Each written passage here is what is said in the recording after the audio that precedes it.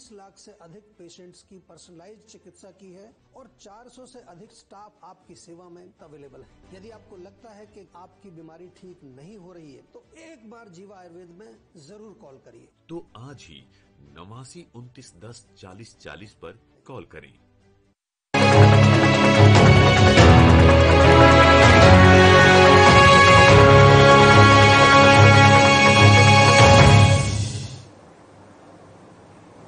नमस्कार, मैं हूं आपके साथ अंकिता पाल। बुलेटिन की शुरुआत करते हैं हेडलाइंस के साथ।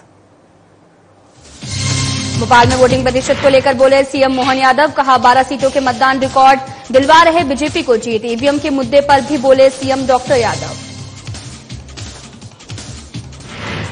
मध्य प्रदेश में कम मतदान प्रतिशत का मुद्दा बना चर्चा का विषय। मुख्यमंत्री राजेंद्र शुक्ला ने दिया बयान, शादी सीजन और फसल की कटाई बताई गई कम मतदान की वजह।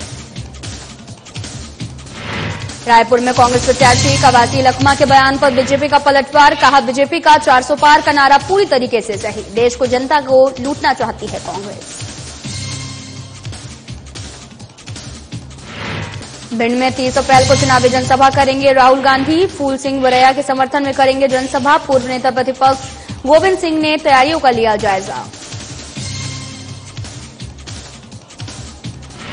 भोपाल में बदमाशों के हौसले बुलंद। अज्ञात बदमाशों ने बीजेपी नेता की कार में की तोड़फोड़। पूरी वारदात सीसीटीवी कैमरे में हुई कैद।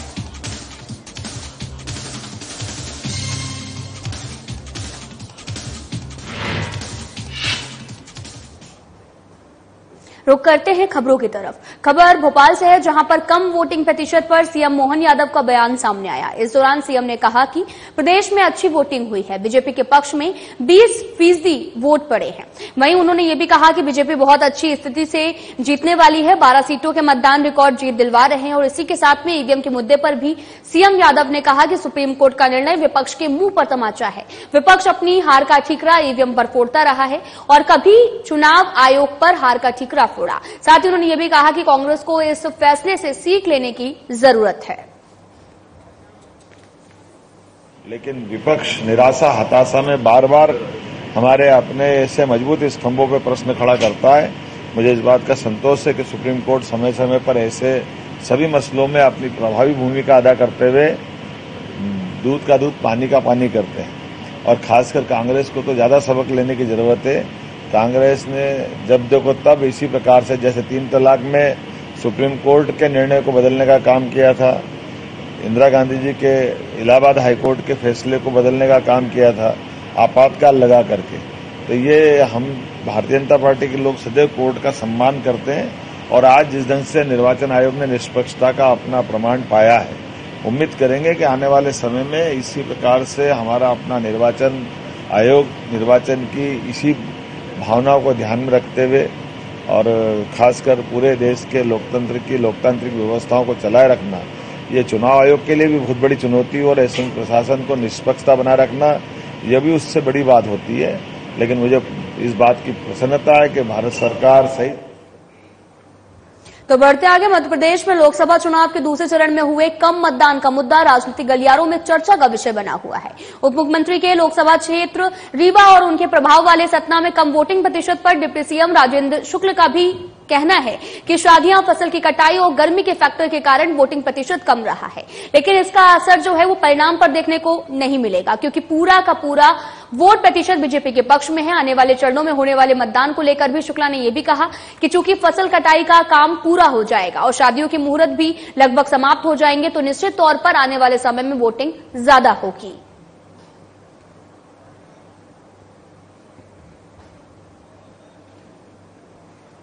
नहीं है, 49.5% है। तो मतलब आप ये मान सकते हैं कि 10-10.5% वोट घटा है। और ये वोट घटने का कारण एक तो कांग्रेस पार्टी में भी एक निराशा थी, उनके अंदर उदासीनता थी, तो कांग्रेस के भी लोग कोई दिखे नहीं उधर। दूसरा, कटाई अपने पीक पर थी, खेती का समय जो होता है, और लगन हमारे विंध्य क्षेत्र में जनेऊ संस्कार जो होता है व्रतबंध, उसकी बहुत बड़ी लगन थी। तो उसके कारण पूरे रिश्तेदार एक दूसरे अपना गांव छोड़ के दूसरे के यहाँ तो वो भी एक बड़ा रीजन रहा है। और गर्मी भी एक अपना कारण रहा है। तो कुल मिला के ये एक फैक्टर रहा। पिछले बार मई में वोटिंग हुई थी। रायपुर में पूर्व मंत्री और बस्तर लोकसभा सीट से प्रत्याशी कवासी लखमा ने बीजेपी के 400 पार के नारे को लेकर जमकर निशाना साधा, जिस पर पलटवार करते हुए बीजेपी के प्रदेश प्रवक्ता केदार गुप्ता ने कहा कि हमारा 400 पार का नारा पूरी तरीके से सही है। असली बात तो ये भी है कि कांग्रेस पार्टी देश को और जनता को लूटना चाहती है। जिस तरीके से विरासत टैक्स की बात सामने आई है, ये खुद उनके घोषणा पत्र में लिखा है कि संपत्ति को बांट दिया जाएगा और ऐसे में जनता को उन पर भरोसा नहीं है। कांग्रेस के घोषणा पत्र से उनकी मानसिकता साफ नजर आती है। साफ तौर पर जो 400 पार का नारा हमने दिया है वो मोदी जी ने नहीं, देश की जनता ने दिया है, इसलिए वो पूरा होगा। देखिए, कांग्रेस और भाजपा में बेसिक फर्क है।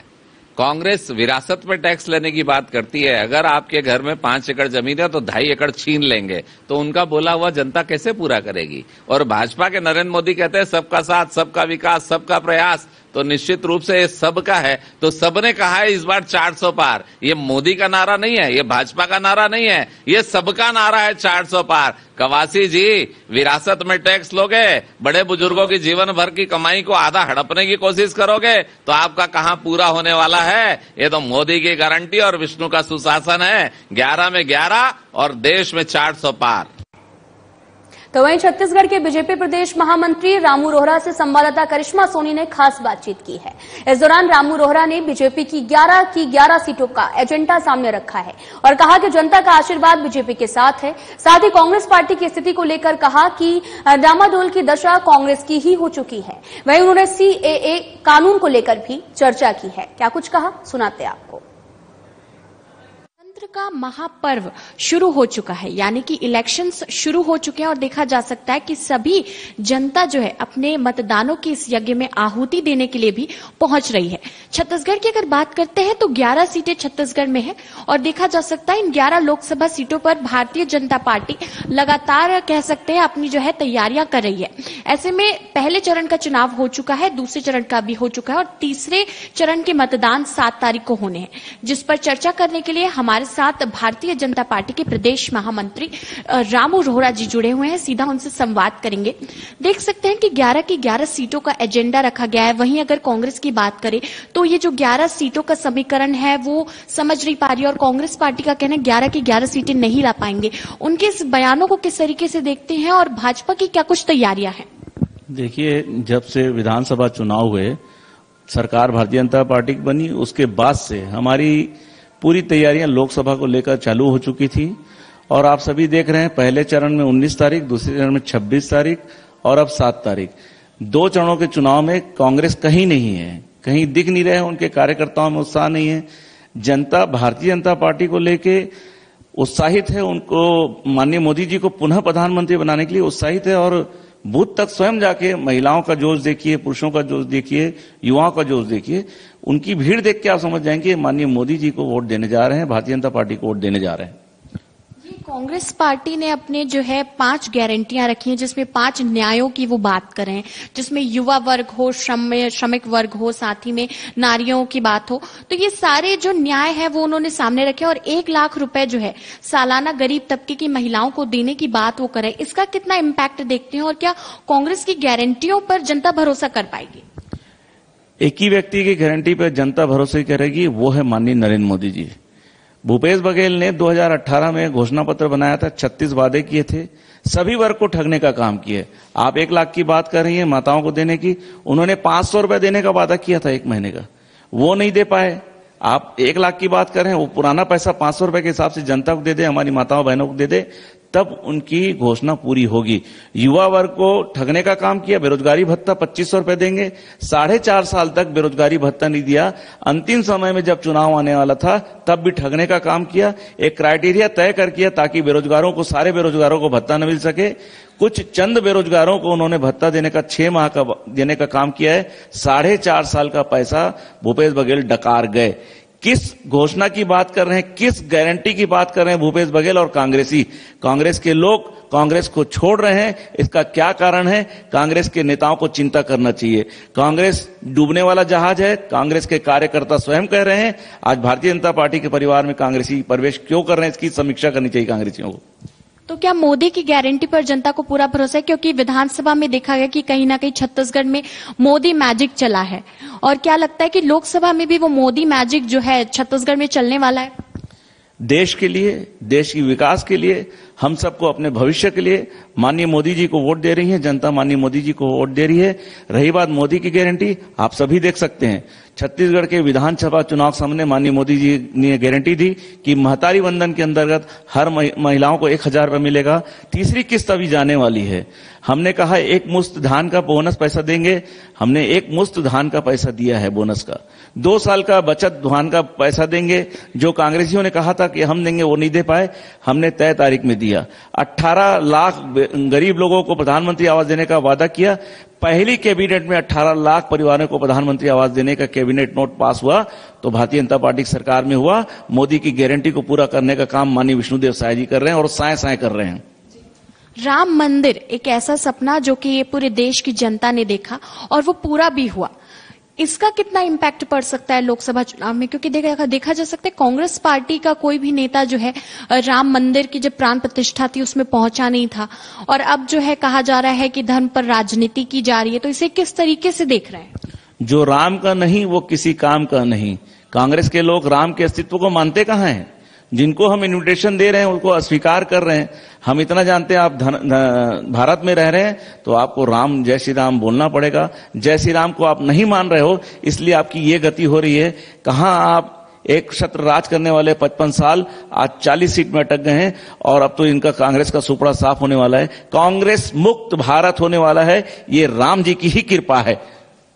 इनके ये इस इंडी गठबंधन को किस तरीके से देखते हैं? क्योंकि विकास उपाध्याय जी के लिए देखा जा सकता है कि जितने भी अन्य दल हैं उन्होंने अपील भी की है हाल ही में कि विकास उपाध्याय को जिताना चाहिए रायपुर राजधानी लोकसभा सीट से, तो उसे किस तरीके से देखते हैं? कितना मजबूत है इनका ये जो गठबंधन है? इंडी गठबंधन सिर्फ नाम का गठबंधन है। गठबंधन के सारे दल अपने अपने चुनाव लड़ रहे हैं। ऐसा कौन सा गठबंधन मुझे आज तक समझ नहीं आया।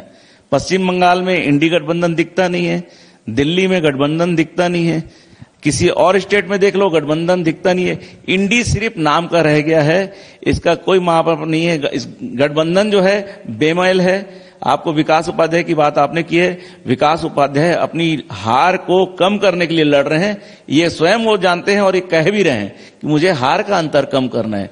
सबसे ज्यादा वोटों से अगर रायपुर लोकसभा जीती जाएगी तो वो बृजमोहन अग्रवाल जी जीतेंगे। लगभग 7 लाख से 8 लाख वोटों से माननीय बृजमोहन जी जीतने वाले हैं। मुद्दे क्या क्या होने वाले हैं? क्योंकि एक तरफ कांग्रेस पार्टी कह रही है कि महंगाई की बात भाजपा नहीं कर रही है, और जितने भी अन्य मुद्दे हैं उन्हें लेकर के चर्चा नहीं की जा रही है, केवल धर्म की बात की जाती है। तो मुद्दे और क्या क्या हैं जिन्हें लेकर के भारतीय जनता पार्टी चुनावी मैदान में है? 10 सालों में माननीय मोदी जी ने कोई विषय नहीं छोड़ा। देश की तरक्की, उन्नति, रोजगार, किसानों के लिए डबल मुनाफा करना, गरीबों को मकान देना, गरीबों को लाइट पहुंचा के देना, बिजली पहुंचा के देना। दूर सुदूर इलाके में जहां बिजली खंभे नहीं पहुंचते थे वहां माननीय मोदी जी ने पहुंचाया। घर घर पानी पहुंचाने का काम माननीय मोदी जी ने किया है। चिकित्सा के लिए उन्होंने 5 लाख रुपए का, इन्होंने मेडिकल हेल्थ के लिए उन्होंने 5 लाख रुपए की सहायता दी है।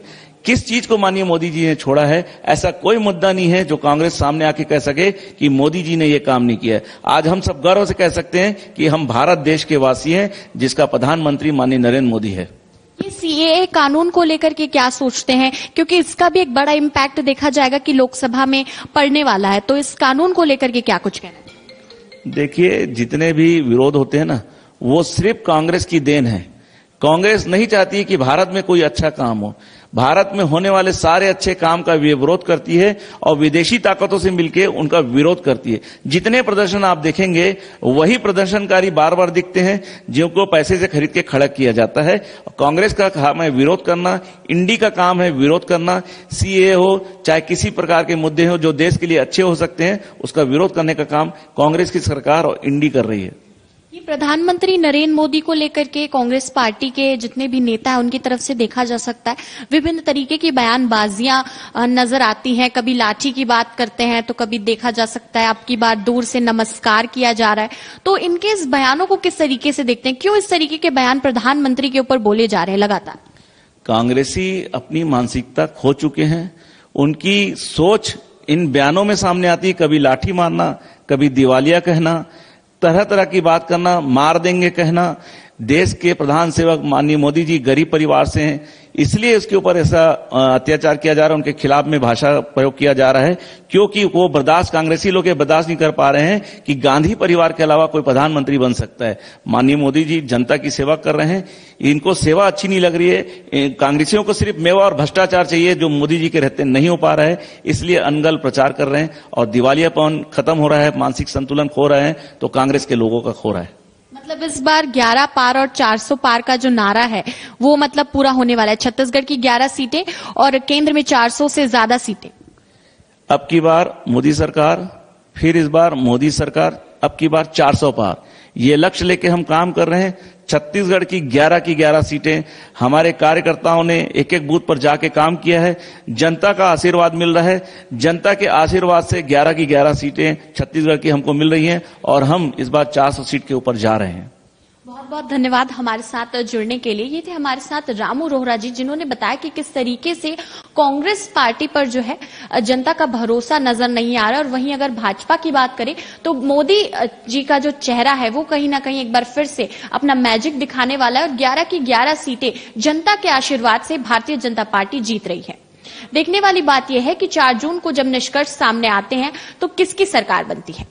कैमरामैन नरेश राव के साथ करिश्मा सोनी, साधना प्लस न्यूज, छत्तीसगढ़। भिंड में लोकसभा चुनाव 7 मई को होना है, जिसको लेकर राजनीतिक जो दल हैं वो ताकत झोंकना भी शुरू कर दिया है। और इसी क्रम में कांग्रेस के प्रदेश अध्यक्ष जीतू पटवारी, पूर्व प्रदेश अध्यक्ष अरुण यादव भिंड दतिया संसदीय क्षेत्र के 1 दिवसीय दौरे पर रहे।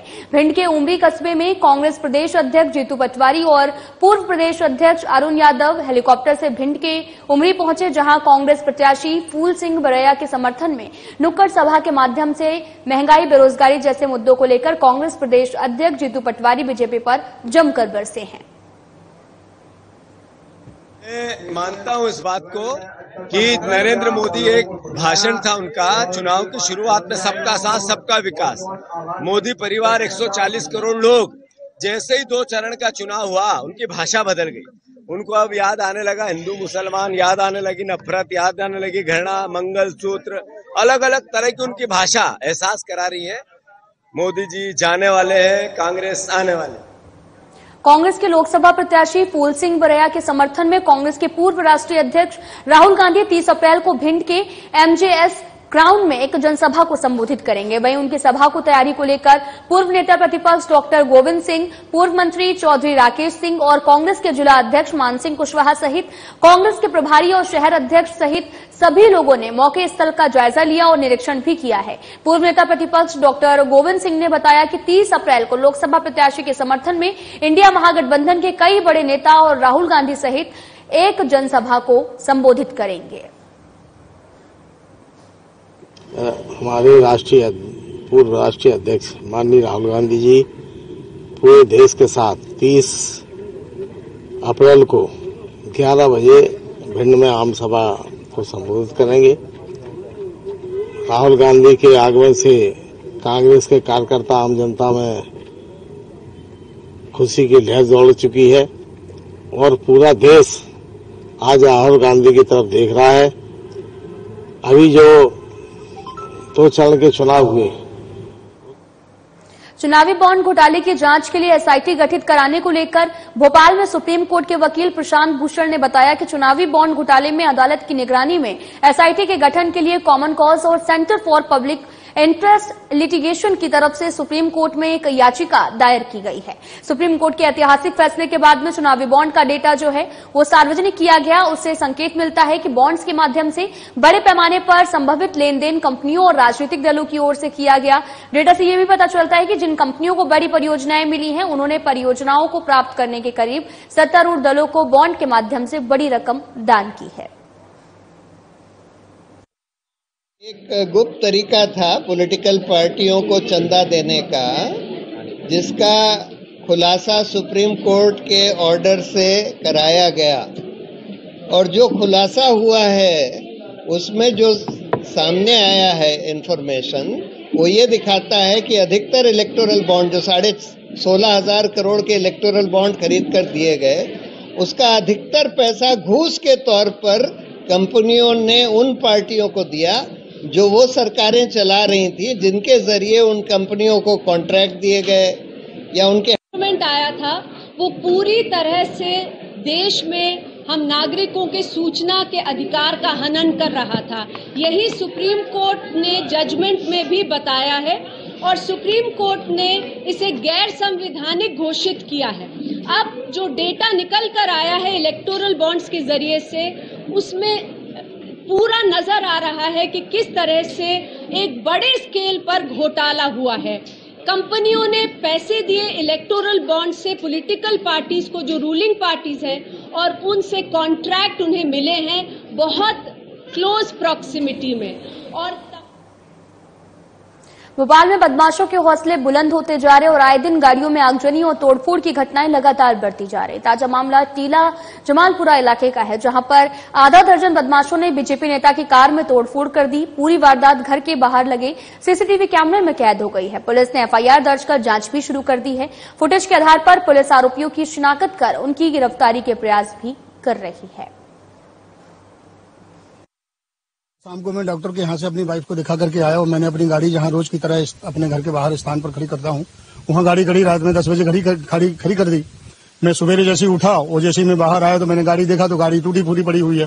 पूर्व में भी एक बार गाड़ी में घटनाएं हो चुकी हैं। बैग की लूट हो गई है, पहले 10,000 रुपया और बहुत सारा सामान हमारा इस गाड़ी में से चला गया है। और इसी प्रकार से अभी ऐसे असामाजिक तत्व फुटेज में आ रहे हैं। 4-5 लोग हैं उसमें जो लूट की वारदात से गिरोह है पूरा, जो ये लूट कर। अप्रैल 2024 को फरियादी हरिशंकर विश्वकर्मा ने थाना आकर बताया कि कल दिनांक 25 अप्रैल 2024 को उन्होंने अपनी स्कॉर्पियो गाड़ी घर के सामने खड़ी कर सो गए थे। जो आज दिनांक 26 अप्रैल 2024 को उन्होंने सुबह उठकर अपनी स्कॉर्पियो को देखा तो उसमें 5 टुकड़े पड़े थे, जिनकी रिपोर्ट पर से थाना टीला जमालपुरा में अपराध कायम कर विवेचना में लिया गया। तो बढ़ते आगे, जबलपुर में भारतीय जनता पार्टी के नेता शिव पटेल की पत्नी कविता पटेल ने जहर खाकर जान दे दी है। बताया भी जा रहा है कि शिव पटेल बीजेपी के पूर्व जिला अध्यक्ष और प्रदेश कार्य समिति के सदस्य हैं। बीते साल शिव पटेल के इकलौते बेटे की नर्मदा नदी में डूबने से मौत हो गई थी, जिसके बाद उनकी पत्नी काफी दुखी रहती थी। बेटे की मौत से गमगीन कविता पटेल ने घर में जहर खा लिया, जिसके बाद में उन्हें इलाज के लिए मेडिकल अस्पताल ले जाया गया, लेकिन उनके इलाज के दौरान मौत हो गई है। फिलहाल पुलिस पूरे मामले की जांच में जुटी हुई है। प्रारंभिक तौर पे पता रशी पे ये पाया गया कि 14 मई 2023 को उनका पुत्र राजा भैया नर्मदा नदी में उसका स्वर्गवास हो गया था। उससे वो काफी दुखी और पीड़ित थी और बार बार उन्हीं चीजों को याद करती थी। आने वाले 14 मई के संबंध में भी उन्होंने परिजनों, अपने परिवार में चर्चा करी। हमें ऐसा लगता है कि उस बच्चे की पीड़ा से वो काफ़ी पीड़ित थी और यही चीज़ उनको बार बार खोदती रहती थी, उससे वो दुखी थी। आज जो जानकारी मिली कि उन्होंने कोई जहरीली वस्तु खा ली है, तो मेडिकल अस्पताल में भर्ती थी और आगामी लोकसभा चुनाव के मद्देनजर और ऑपरेशन प्रहार के तहत में पुलिस को अंतर्राज्यीय अवैध हथियार निर्माण और साथ ही तस्करों को पकड़ने में बड़ी सफलता मिली है, जिसमें पुलिस टीम ने 3,10,000 रुपए की कीमत के 12 बोर के 22 देसी कट्टे, हथियार बनाने के उपकरण सहित 4 आरोपियों को भी गिरफ्तार किया गया। पुलिस अधीक्षक मनोज कुमार सिंह ने एक प्रेस वार्ता में जानकारी देते हुए बताया कि मुखबिर की सूचना के आधार पर एसडीओपी मनावर के नेतृत्व में थाना गंदवानी और कुक्षी पुलिस सहित साइबर क्राइम ब्रांच की टीम ने गंदवानी के ग्राम बरिया में एक घर पर दबिश दी है, जहां पर आरोपियों को रंगे हाथों गिरफ्तार किया गया। फिलहाल आगे की जांच में पुलिस जुटी हुई है। फिर एक ऐसे गैंग को पर्दाफाश करने में कामयाबी हासिल करी है जो शस्त्र निर्माण करने, अवैध शस्त्र की तस्करी करने में माहिर है। इस पूरे गैंग को पर्दाफाश करने के साथ साथ जो अवैध शस्त्र बनाने की फैक्ट्री है, उसको भी हम लोगों ने सुनाबूद किया है। जबलपुर के खिरिया स्थित गोदाम में भयानक विस्फोट के बाद में अब प्रशासन ने चेकिंग अभियान चलाया है। जबलपुर में होटल और गोदाम में प्रशासन की ओर से फायर सेफ्टी चेकिंग अभियान शुरू किया गया। प्रशासन की टीम जगह जगह चेकिंग कर रही है और देख रही है कि इन जगहों पर फायर सेफ्टी के उचित इंतजाम है या फिर नहीं। वहीं अधिकारियों का भी कहना है कि यह अभियान लगातार जारी रहेगा।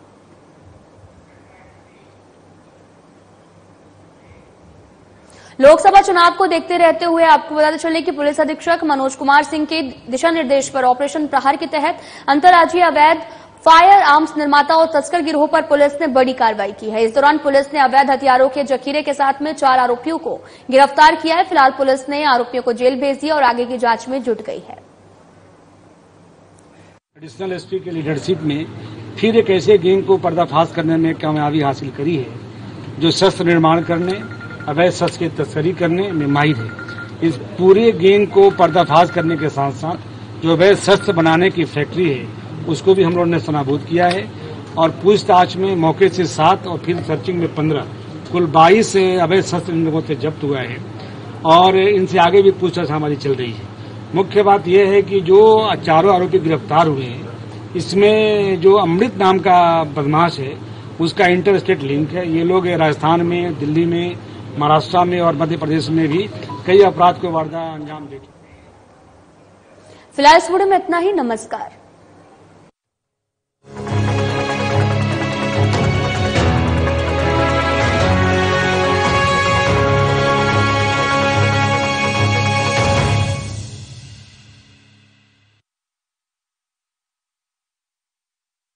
कौन नहीं चाहता